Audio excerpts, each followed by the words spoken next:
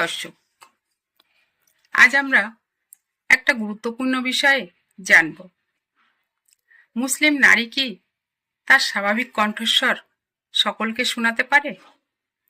অনেকে মনে করেন নারীর কণ্ঠ শোনানো হারাম, কিন্তু ইসলামের সত্যটা কি? আল্লাহ তাআলা বলেছেন, হে নারীগণ, তোমরা কথায় মোহনীয় দেখাবে না, যাতে যার অন্তরে রোগ আছে সে লোভ করে এবং সোজাসাপটা করে কথা বলে।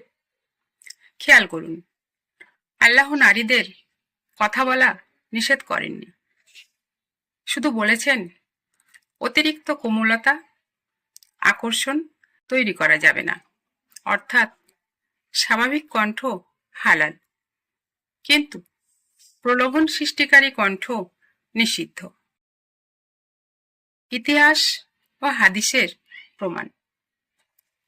আয়েশা রাদিয়াল্লাহু আনহা সাহাবীদের সহিহ হাদিস শিক্ষা দিতেন।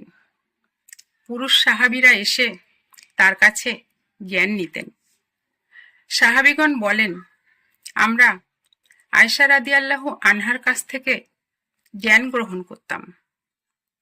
উম্মে আতিয়া রাদিয়াল্লাহু আনহা বলেন, আমরা যুদ্ধক্ষেত্রে সেবা করতাম, কথা বলতাম, সবার পাশে থেকে সাহায্য করতাম। নারীরা রাসূল সাল্লাল্লাহু আলাইহি সাল্লামের কাছে প্রশ্ন করতেন, কথা বলতেন। এগুলো প্রমাণ করে স্বাভাবিক কণ্ঠ শোনানো সম্পূর্ণ জায়েজ। স্বাভাবিক শালীন কণ্ঠ হালাল। চটুল, আকর্ষণীয়, প্রলোভনমূলক কণ্ঠ হারাম। মহিলারা ইসলামে শিক্ষা দিতেন, দাওয়াত দিতেন। উম্মে সালামা রাদিয়াল্লাহু আনহা, ফাতিমা রাদিয়াল্লাহু আনহা, উম্মে আতিয়া রাদিয়াল্লাহু আনহা সহ বহু সাহাবিয়া সমাজের সামনে কথা বলেছেন। প্রশ্ন উত্তর, শিক্ষা সবই হয়েছে।